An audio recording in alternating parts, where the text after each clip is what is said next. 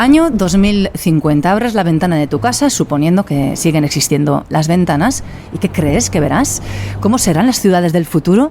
Hoy son numerosas las mentes que investigan para diseñar las famosas Smart Cities, ciudades inteligentes. Pero, ¿qué es realmente una Smart City? ¿Por dónde avanza la ciencia? ¿Y qué se está investigando? Nos acompaña en este viaje al futuro, o al presente, según se mire, Francisco Falcone, director del Instituto de Smart Cities de la Universidad Pública de Navarra, y Miguel Beruete, profesor de la UBNA e investigador de este mismo instituto. Bienvenidos. Buenos días. Buenos días, muchas gracias.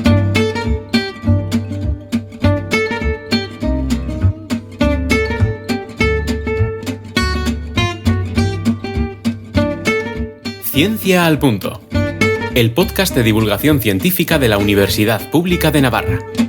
Disfruta de la ciencia. Hoy con vosotros nos sumergimos en las Smart Cities, pero ¿qué son? Las ciudades inteligentes las define la UNESCO como entornos en los cuales se intenta optimizar la utilización de diferentes sistemas que componen una ciudad o una región con el fin de que esa región pueda ser más eficiente desde todos los puntos de vista. No solo eficiente desde el punto de vista de consumo de los recursos, sino además que pretende, por otra parte, mejorar la calidad de vida de sus ciudadanos y además mejorar los modelos de gobernanza dentro de esos entornos. Hablamos además de Smart Cities climáticamente neutras. ¿Por qué es tan importante que sean así? Bueno, ese mismo estudio, digamos que lo que refleja es que para el año 2050 el 70% de la población mundial va a vivir en zonas urbanas densas o muy densas. Y eso conlleva toda una serie de retos desde el punto de vista de sostenibilidad, ¿no? Tanto por las emisiones que, digamos, se están generando, de efecto invernadero, otro tipo de contaminantes en partículas en el aire, como los propios requisitos energéticos y de consumo que vamos a tener dentro de este tipo de entornos. Por ello, dado que van a ser tan relevantes desde el punto de vista de concentración de personas y de utilización de recursos, es muy importante actuar ya con el fin de poder gestionarlo de manera adecuada. Todos concentrados ahí, además emitiendo gases contaminantes, con lo cual hay que hacer algo. Esto lo sabe la Unión Europea. Este es uno de los grandes retos. De hecho, la Universidad Pública de Navarra forma parte de ese grupo, el grupo G9 Universidades, de ese gran proyecto de divulgación que centra la mirada en las Smart Cities, porque importa. Sin ellas podemos construir un futuro que no tenga salida. Bueno, desde luego que sí. Hay que destacar que las ciudades inteligentes al final son un ámbito multidisciplinar, ¿no?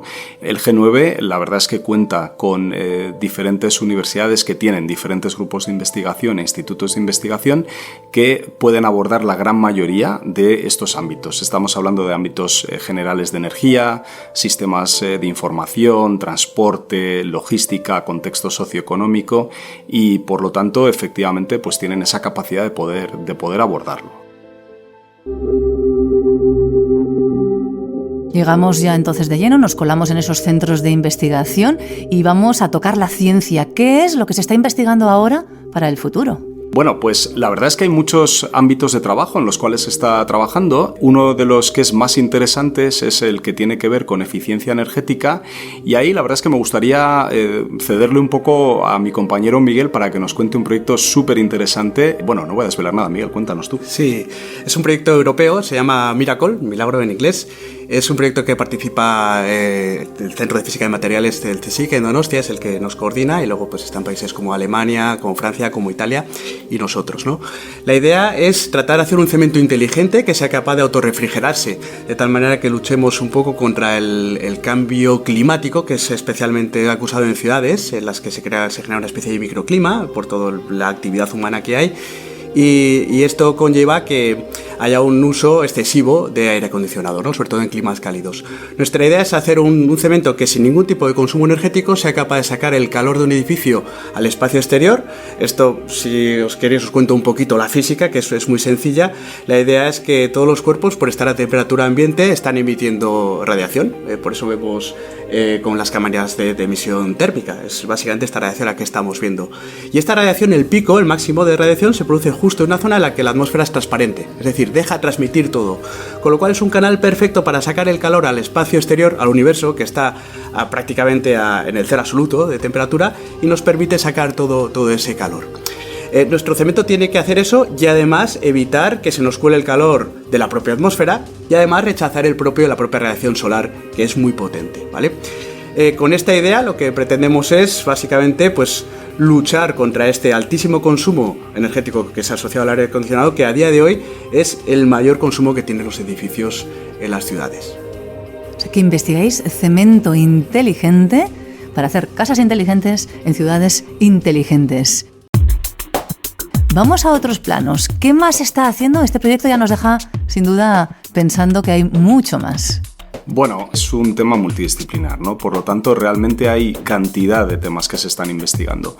Por enumerar algunos de ellos, ligados directamente con eficiencia energética, estarían los diferentes sistemas de generación energética y de distribución energética, la constitución de comunidades energéticas, microredes de energía, circuitos de electrónica de potencia que sean más eficientes energéticamente, redes de transporte de energía que sean más eficientes, la integración de sistemas de información dentro de esas redes de transporte de energía o lo que se denomina la Smart Grid, con el fin de dotarle de muchísima más flexibilidad a la hora de distribuir y gestionar esa energía, y por qué no, también de tarificarla, la combinación de múltiples fuentes de energía, y ahí entraríamos en temas tales como las microredes, utilización de geotermia, hidrógeno verde, fotovoltaica de distinto tipo, envolventes que se están empleando para hacer que los propios edificios sean capaces de capturar energía y convertirla en energía útil, efectos termoeléctricos, etcétera, etcétera, etcétera.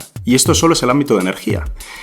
Podríamos entrar en el ámbito de cómo se gestionan residuos, cómo se clasifican estos residuos para hacer un reciclaje más eficiente, cómo se están gestionando las redes de distribución de agua con el fin de evitar fugas y con el fin de poder controlar mucho mejor la manera de distribuirlo con menos pérdidas.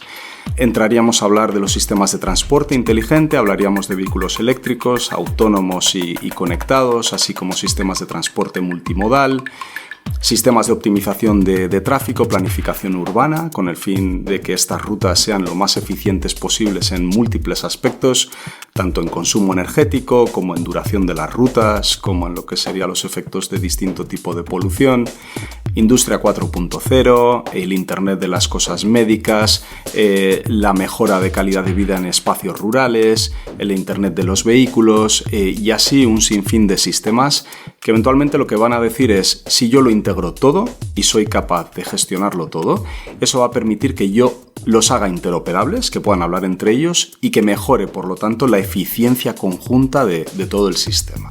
Hasta el punto de que se habla ya de integrar paneles en las paredes que sean inteligentes en sí mismos, es decir, que sean capaces de redirigir la radiación wifi de casa a ese punto que nunca tenemos cobertura, ¿de acuerdo?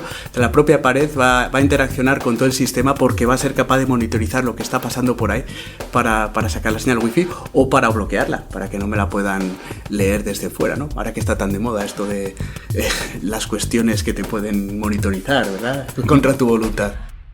¿Y cuáles son los retos? ¿Qué es lo que nos queda por investigar? Bueno, pues afortunadamente nos queda mucho por investigar, ¿no? Y así eso nos va a dar trabajo durante unas cuantas décadas, ¿no? Realmente yo diría que todos los aspectos se han iniciado ya, pero digamos que quedan retos muy grandes desde el punto de vista de los sistemas de información, de los sistemas de generación y de transporte de energía, almacenamiento energético es un reto muy grande a día de hoy.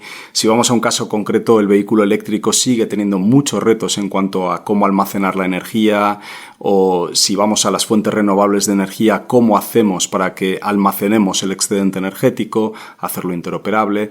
A nivel de sistemas de información hay muchísimos retos desde el punto de vista de la gestión de los datos, la anonimización de esos datos y el respeto a la privacidad de los mismos, por ejemplo. En fin, un largo etcétera de grandes retos que aún tenemos que resolver. Si abrimos esa ventana en el 2050, Miguel, ¿cómo serán esas ciudades que nos encontraremos?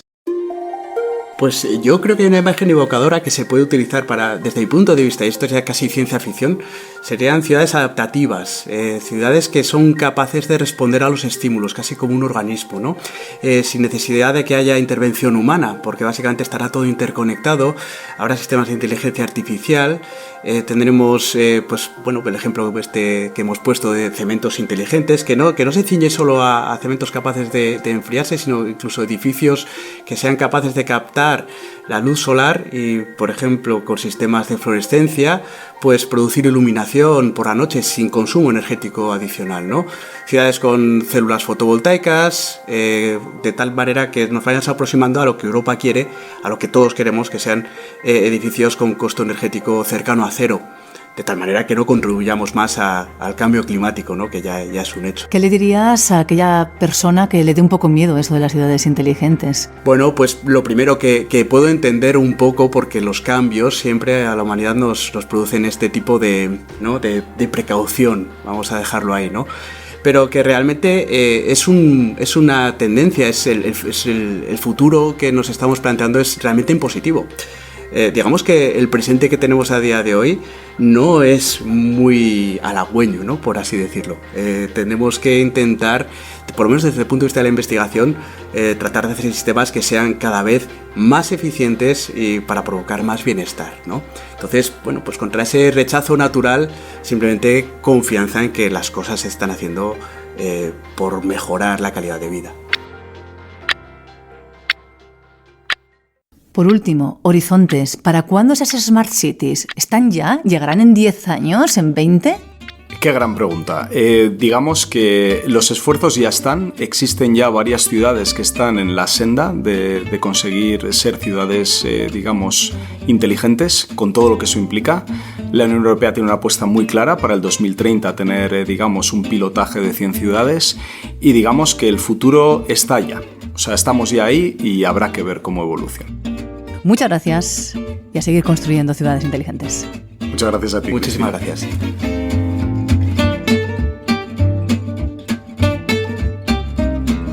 Ciencia al Punto, el podcast de divulgación científica de la Universidad Pública de Navarra. Directo a tu mente.